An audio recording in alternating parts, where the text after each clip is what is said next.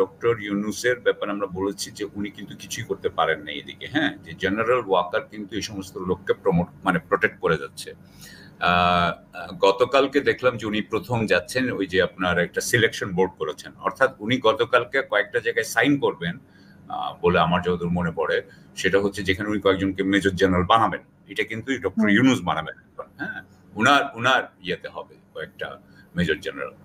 কিন্তু এর আগে যতজন মেজর জেনারেল আছে সব তো শেখ হাসিনা বানানো। ওই যে শেখ হাসিনা কিন্তু ওখানে বলেছে আমি এগুলোকে সব বানাইছি, আমি এগুলোকে সব, এগুলাকে মুভ করা অত্যন্ত দরকার।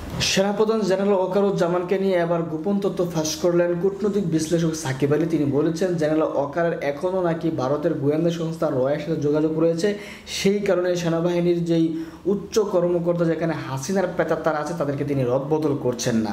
আমরা সাকিব আলীর কথাগুলো শুনলে আরো স্পষ্ট হবো যে কিভাবে রয়ের সাথে এখনো পর্যন্ত সম্পর্ক রাখছেন সেনাপ্রধান। অত্যন্ত দরকার। দেশ কিন্তু আপনার ব্যক্তিগত সম্পর্কের চেয়ে বড়, বিশেষ করে আপনি যখন এরকম পজিশনে যান, কারণ তখন আপনার এটা ব্যক্তিগত সম্পর্কে এনে কিন্তু আপনি একজন অপরাধীকে ছেড়ে দিতে পারবেন না।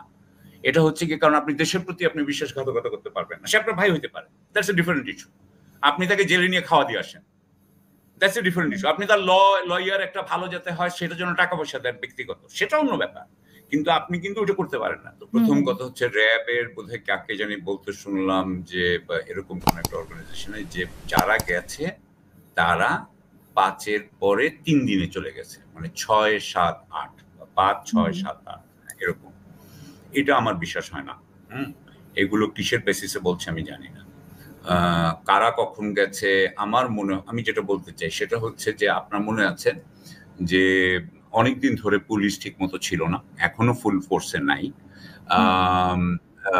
প্রথম কয়েকদিন 2-3 দিন আপনার মনে আছে যে ক্যান্টনমেন্টে পর্যন্ত তারা আশ্রয় নিয়েছিল। আপনি জানেন যেটা বলেছে, হ্যাঁ, যে 600-র উপরে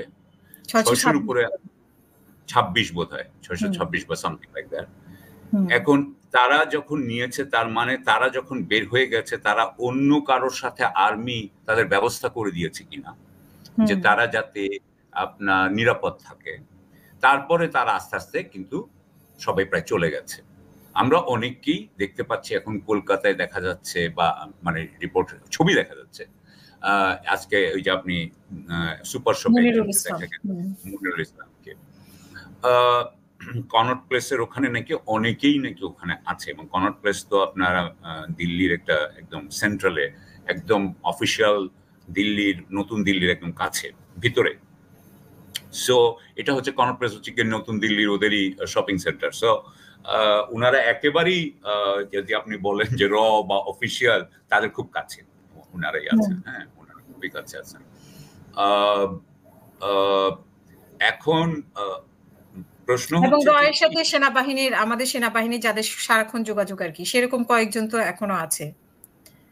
হ্যাঁ, এবং এটা নিয়ে অনেক কথা বলা হয়েছে, কিন্তু জেনারেল ওয়াকারের ব্যাপারে আমরা ডক্টর ইউনূসের ব্যাপারে আমরা বলেছি যে উনি কিন্তু কিছুই করতে পারেন না এদিকে, হ্যাঁ, যে জেনারেল ওয়াকার কিন্তু এই সমস্ত লোককে প্রোটেক্ট করে যাচ্ছে।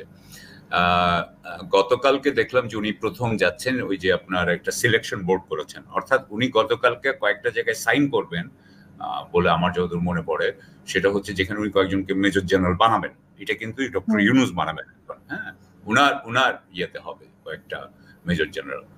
কিন্তু এর আগে যতজন মেজর জেনারেল আছে সব তো শেখ হাসিনা বানানো। ওই যে শেখ হাসিনা কিন্তু ওখানে বলেছে আমি এগুলোকে সব বানাইছি, আমি এগুলোকে সব, এগুলাকে মুভ করা অত্যন্ত দরকার। তারপরে আমি একটা জায়গায় দেখলাম যে আপনার ডিজিএফআই বা এনএসআই, হ্যাঁ, ডিজিএফআই বিশেষ করে নিচের যতগুলো পজিশন ছিল, নিচের যে ধরেন ডিপার্টমেন্টাল হেড যেগুলো পজিশন, উইং হেড যেগুলো পজিশন, হ্যাঁ, সেকশন হেড, হোয়াটএভার ওদের যা যা নাম, এরা কিন্তু সবাই বহাল তবিয়তে আছে। তো গোয়েন্দা যদি এরকম বহাল তবিয়তে থাকে, হ্যাঁ, ওই আগের গোয়েন্দারা, তারা হয়তো রয়ের সাথে কিন্তু এতদিন ধরে তারা কাজ করেছে, তারা এখনো হয়তো রয়ের সাথে কথা বলছে, সেই অবস্থায় কিন্তু আমরা অত্যন্ত ভালনারেবল। সুতরাং ইমিডিয়েটলি কতগুলো নতুন মেজর জেনারেল আনা দরকার, বা এখনকার মেজর জেনারেল যে ডিজিএফআই হয়তো ঠিক আছে, আমি জানি না। আর যারা আমাকে অনেকে বলেছে, বুঝছেন, অনেকে বলেছে যে যারা আর্মির মধ্যে কিলার অফিসার বলে, ওরা এদেরকে বলে কিলার, এই অফিসারদেরকে ওরা বলে কিলার, এটা ওদের ইন্টারনাল ওয়ার্ড। বলছে যে প্রায় 100 থেকে 150 কিলার অফিসার আছে এখন। কিলার অফিসার, কিলার অফিসার, এদেরকে বলছে কিলার অফিসার্স, যেটা তো আর্মির অফিসারদের হওয়ার মানে কোনো জায়গা নাই আর কি। হ্যাঁ, ওরা ওরা ওরা এইভাবে এটাকে বলে আর কি, যেটাতে এদের কোনো জায়গা হতে পারে না আপনার ডিসিপ্লিনারি একটা ফোর্সে। সো এগুলো আমি যদি বাইরে থেকে জানি তাহলে উনারও জানার কথা। তো তাহলে উনি কিলার অফিসারদেরকে রেখেছেন কেন? এই কিলার অফিসাররাই তো আপনার এই সরকারের জন্য একটা হুমকি হবে, কারণ তারা জানে যে আজকে না হলেও কালকে আমাকে আপনি যদি জনগণের ভালোই চান, আপনি যদি জনগণের ভালো চিন্তা করে শেখ হাসিনাকে বাড়ি করে দেন 5ই আগস্টে, আপনি জনগণের পক্ষে কাজ করেছেন, তাহলে এদেরকে কেন? এদেরকে কি কেন, মানে এদেরকে কেন আমরা হ্যাঁ, এদেরকে এখন আমার মনে হয় এখনো যে জেনারেল ওয়াকার গত 15 বছর ধরে যাদের সাথে বেড়ে উঠেছেন, 15 বছর কিন্তু ইজ এ লং টাইম, এই 15 বছর ধরে যাদের সাথে বেড়ে উঠেছেন তাদের প্রতি উনি চোখ উল্টাতে পারছেন না। চোখ উল্টানো না, এটা হচ্ছে দেশ কিন্তু আপনার ব্যক্তিগত সম্পর্কের চেয়ে বড়, বিশেষ করে আপনি যখন এরকম পজিশনে যান, কারণ তখন আপনার এটা ব্যক্তিগত মানে সম্পর্কে এনে কিন্তু আপনি একজন অপরাধীকে ছেড়ে দিতে পারবেন না। এটা হচ্ছে কি, কারণ আপনি দেশের প্রতি আপনি বিশ্বাসঘাতকতা করতে পারবেন না। সে আপনার ভাই হতে পারে, দ্যাটস এ ডিফারেন্ট ইস্যু। আপনি তাকে জেলে নিয়ে খাওয়া দিয়ে আসেন, দ্যাটস এ ডিফারেন্ট ইস্যু। আপনি তার লয়ার একটা ভালো যাতে হয় সেটার জন্য টাকা পয়সা দেন ব্যক্তিগত, সেটা অন্য ব্যাপার, কিন্তু আপনি কিন্তু ওটা করতে পারেন না। তো উনি এই যে আমার মনে হয় এটা একটা। আর আরেকটা জিনিস মনে হয় যে ভারতের সাথে কি উনার একটা সম্পর্ক এখনো আছে কিনা আমি জানি না। ভারতের একটা খেলা হচ্ছে কিনা। কিছুদিন আগে একটা জায়গায় দেখলাম যে অন্যান্য জেনারেলরা যে মানে যারা অবসরপ্রাপ্ত, যারা হয়তো মানে যারা হয়তো না, যারা যাদের অনেকেরই হতে বিরোধী, যারা হাসিনার পক্ষে যারা, তারা যায় তো ইয়ে করতেছে আপনার ইন্ডিয়ান হাই কমিশনে বা ইন্ডিয়ান হাই কমিশনের অফিসিয়ালদের সাথে মিটিং করতেছে। সো আমার কাছে মনে হচ্ছে যে I hope that doctor Yunus খুব তাড়াতাড়ি সেনাবাহিনীর উপরে উনি যদি উনার ফুল নিয়ন্ত্রণটা নিয়ে আসেন, এবং উনার কিন্তু এটা আনতে পারা উচিত, কারণ পুরো জুনিয়র যেই অফিসার যারা যারা আসলে এটা ইয়ে থাকবে আপনার গ্রাউন্ডে, যারা এটাকে নেতৃত্ব দেয় এবং যারা সৈন্য, তারা তো সবাই ডক্টর ইউনূসের পক্ষে, তারা তো কেউই জেনারেল ওয়াকারের পক্ষে নয়। হ্যাঁ, জেনারেল ওয়াকারকে তারা অবশ্যই সাপোর্ট, মানে তার কমান্ড তারা মানবে যতক্ষণ সে ওখানে আছে। That's it. যেই মুহূর্তে কমান্ড থাকবে না, মানবে না, শেষ। মানে উনার ইন্ডিপেন্ডেন্ট কোনো বেস ওখানে নাই। উনার বেস হচ্ছে, আমি যা বুঝি, আমি যদি ভুল না করে, উনার বেস হচ্ছে উনার ব্যাচমেটরা। এই ব্যাচমেটরাই তো সব মেজর জেনারেল হয়েছে, লেফটেন্যান্ট জেনারেল হয়েছে, বুঝছেন? এটা বোধহয় 13 ব্যাচ না কত ব্যাচ। তাদের প্রতি কঠোর হতে পারছেন না, না হয় উনিও এটার সাথে একটা অংশীদারিত্ব আছে ওনারও। রাইট, এটাই বলতে চাচ্ছি। পরবর্তী যেটা আপনার কাছে জানতে চাই, নেটওয়ার্কের মধ্যে আছে এটাই হ্যাঁ। আর পরবর্তীতে আমরা যেটা জানতে পেরেছি, 2-1টা পত্রিকায় এসেছে, আর সোশ্যাল মিডিয়া তো ভর্তি এই আলোচনা, যে শেখ হাসিনা পালিয়ে না, সরি, মানে ভারত থেকে ওনাকে পাঠানো হয়েছে। আসলে পালিয়ে এমন শব্দগুলো বেশি আসে আর কি, আমরা দেখতে পাচ্ছি, যার জন্য এই শব্দগুলো এখন, আর পালানো তো হচ্ছে। 5ই আগস্টের পরে তো সব পালানোর গল্প। তো সেখান থেকে ওনাকে নাকি আরব আমিরাতে নাকি উনি চলে গিয়েছেন, এরকম একটা খবর জনকণ্ঠেও এসেছে। এটা কতটা, আমি এটাকে তো বলতে পারবো না। আমেরিকা চাপে নাকি, আমেরিকা নাকি বলেছে যে তাকে রাখবে কিসের জন্য। হ্যাঁ, আমরা কয়েকদিন আগে শুনলাম, বললো যে একটা জায়গায় কোথায় পড়লাম যে আমেরিকা তাকে জিজ্ঞেস করেছে যে উনি কিভাবে আছে, কি হিসাবে আছে, তখন ওরা নাকি বলেছে না উনি চলে যাচ্ছে।